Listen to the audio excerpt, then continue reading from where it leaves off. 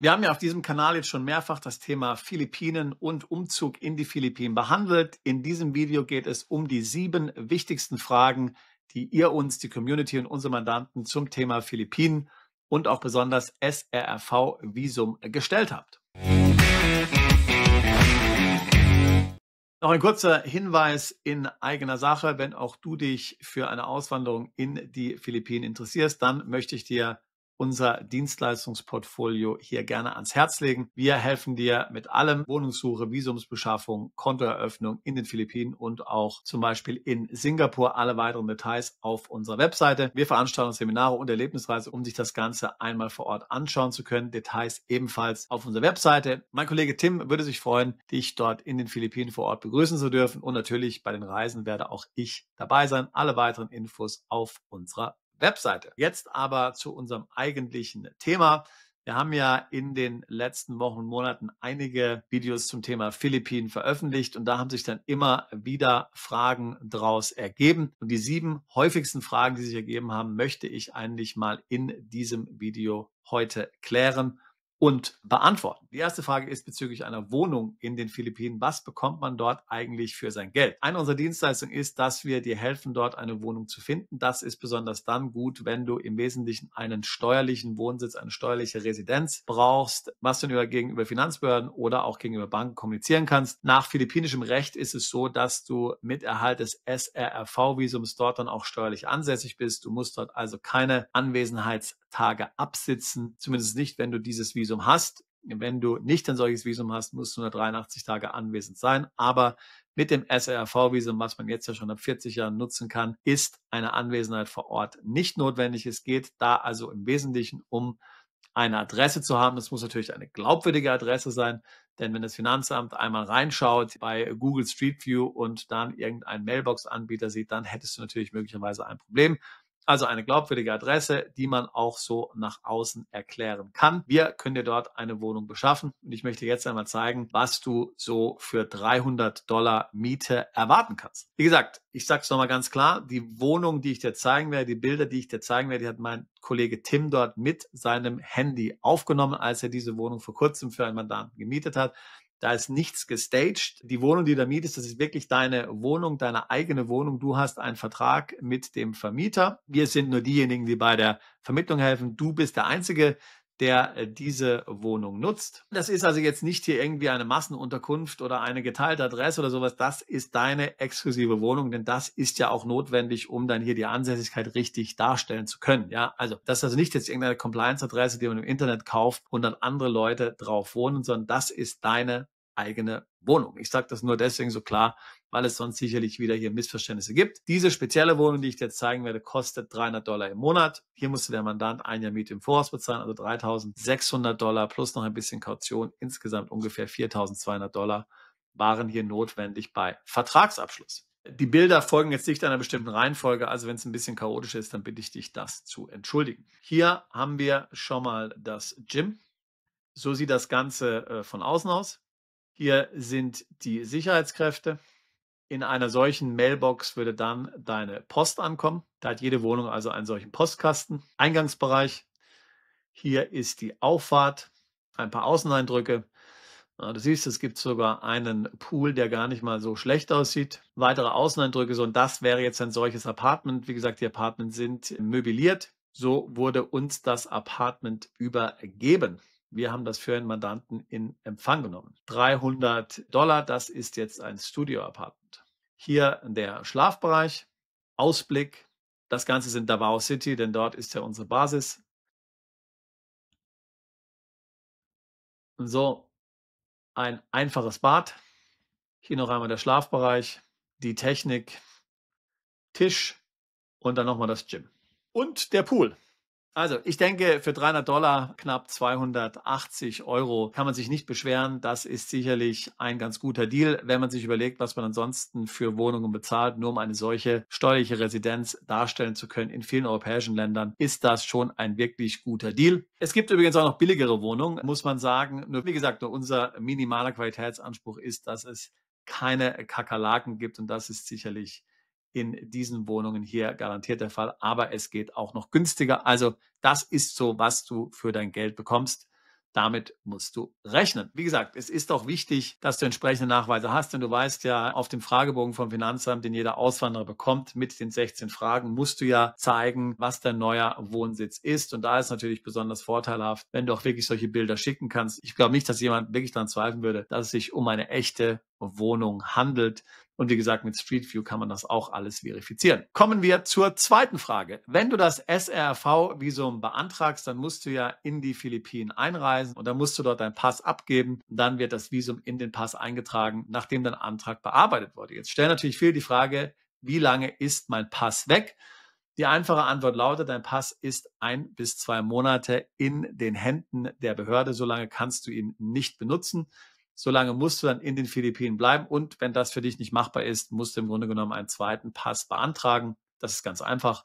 Jeder Deutsche kann 2 Pässe haben. Wenn du den zweiten Pass beantragst, dann gibst du genau das als Grund an. Du musst dein Visum beantragen und dein Pass wird dort für 1 bis 2 Monate gebraucht werden von der Behörde und du brauchst, um reisefähig zu sein, dann einen weiteren Pass. Das würde ich dir auf jeden Fall im Vorfeld empfehlen. Dann kannst du einen Pass da lassen und mit dem anderen Pass kannst du natürlich dann ganz normal weiterreisen. Oder aber du bleibst in den Philippinen, wunderbar, auch ein schönes Land. Aber eben, wenn du Mobilität brauchst, dann brauchst du einen zweiten Pass. Dritte Frage. Habe ich steuerliche Vorteile in Deutschland, wenn ich mir einen solchen Wohnsitz in den Philippinen aufbaue? Nein, du hast keine steuerlichen Vorteile, ist die ganz klare Antwort. Viele machen es dennoch, weil es ja ein ziemlich günstiger Plan B-Wohnsitz ist, muss man ganz klar sagen. Vor allen Dingen, wenn du das SRV-Visum hast und hast deine unbeschränkte Aufenthaltsbewilligung dort. Du kannst also dann jederzeit dorthin gehen, wenn der Zeitpunkt der richtige ist. Du kannst dann ja auch diese Adresse zum Beispiel verwenden, um dann Konten aufzumachen, wie zum Beispiel in Singapur oder auch in den Philippinen. Wie gesagt, man nimmt ja nicht am automatischen Informationsaustausch teil. Also da gibt es schon Vorteile dieser Art, aber steuerliche Vorteile in Deutschland gibt es keine. Diese gibt es erst, wenn du den Wohnsitz in Deutschland aufgibst und dann in die Philippinen umziehst. Nächste Frage. Unterstützen wir auch das Foreign Investor Visa FIV? Das FIV-Visum, das ist ein relativ neues Visum. Das hast du vielleicht auch bei uns schon auf dem Kanal kennengelernt. Dort musst du $75.000 investieren und diese Investition erfolgt dann in ein philippinisches Unternehmen, was im Offshore-Bereich tätig ist, also was zum Beispiel Callcenter-Dienstleistungen anbietet. Das läuft über die Free Zone in der Nähe von Manila. Die Bearbeitung ist relativ schnell und dann hast du dieses Visum. Wir selbst finden das nicht besonders attraktiv, muss ich sagen. Also das Visum ist natürlich schon gut und die Vorteile sind auch ganz gut, aber die Kosten sind relativ hoch. Die liegen bei über $20.000 und das Geld ist dann investiert bei einem kleineren Unternehmen, was so ein Callcenter betreibt. Die meisten unserer Mandanten wollen das nicht. Wir bieten neben dem SRV-Visum auch das SIRV-Visum an. Dort kannst du den gleichen Betrag investieren, also $75.000 in philippinische Staatsanleihen oder Blue Chips, also Aktien. Wenn du jetzt ein wirklich passives Einkommen suchst, das ist unserer Meinung nach immer noch sicherer, als jetzt in irgendein Offshore-Dienstleistungsunternehmen zu investieren. Auch dieses Visum geht eigentlich relativ schnell. Das unterstützen wir tatsächlich nicht, aber das FIV-Visum, was dann über die Free Zone neben Manila abgewickelt wird. Nächste Frage. Ist ein deutsches Gehalt mit Wohnsitz in den Philippinen in Deutschland steuerfrei? Das ist tatsächlich der Fall. Ja, das heißt, wenn du deinen Wohnsitz auf die Philippinen verlegst und dann dort vor Ort arbeitest für einen deutschen Arbeitgeber, dann ist dein Gehalt tatsächlich in Deutschland steuerfrei, was nicht selbstverständlich ist. Ja, also ich meine, normalerweise gilt man als beschränkt steuerpflichtig, aber gemäß DBA dann zahlst du keine Steuern in Deutschland, sondern Steuern nur in den Philippinen auf dieses Gehalt. Wir haben tatsächlich Mandanten, die das so machen.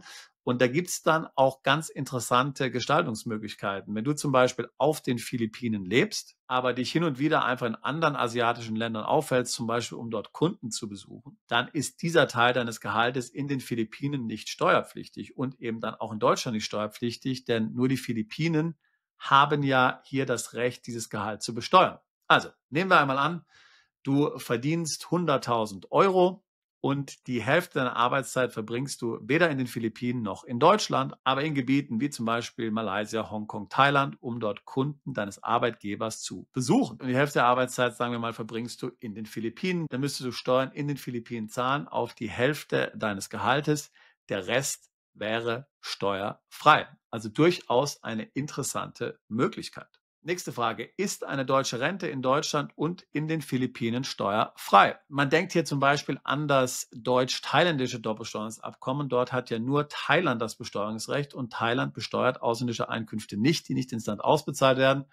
Und es ist nach dem DBA so, dass eine deutsche Sozialversicherungsrente in Thailand versteuert werden kann, aber nicht in Deutschland. Damit findet nun keine Besteuerung in Thailand und auch keine in Deutschland statt. Wer also als Rentner in Thailand lebt, zahlt auf eine deutsche Rente keine Steuern, wenn er das Geld nicht nach Thailand auf ein thailändisches Konto auszahlt.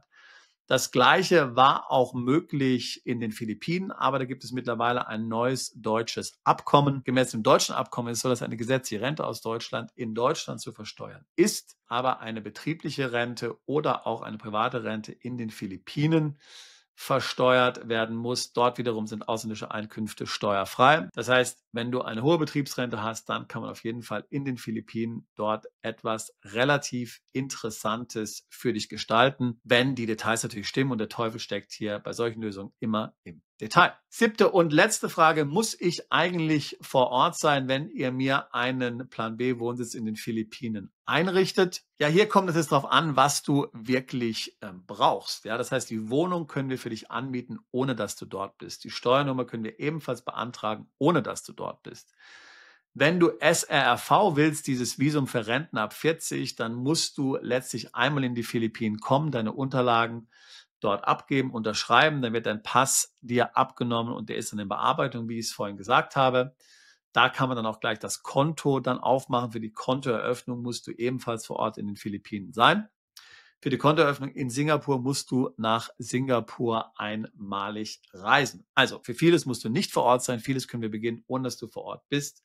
Aber für manche Aktivitäten musst du dann wirklich vor Ort sein. So, das waren sie, unsere häufigsten 7 Fragen zu den Philippinen, unserem Leistungsangebot dort und auch dem SRRV-Visum. Alle weiteren Details auf unserer Website. Link dazu packe ich hier in die Beschreibung dieses Videos mit hinein. Wenn du dich dazu beraten lassen willst, dann gerne ein Beratungsgespräch buchen. Link dazu ebenfalls in der Beschreibung dieses Videos. Alle Dienstleistungen kannst du direkt über unsere Webseite buchen. Ich würde mich freuen, auch dich alsbald zu unserer Mandantschaft zählen zu können. Bist du Unternehmer, Freiberufler oder Investor?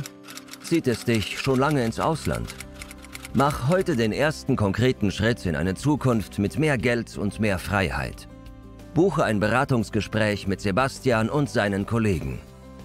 Unsere Kanzlei unterstützt Mandanten wie dich dabei, deine Steuerlast legal zu reduzieren, Vermögen aufzubauen und zu schützen und deine persönliche Freiheit zu maximieren.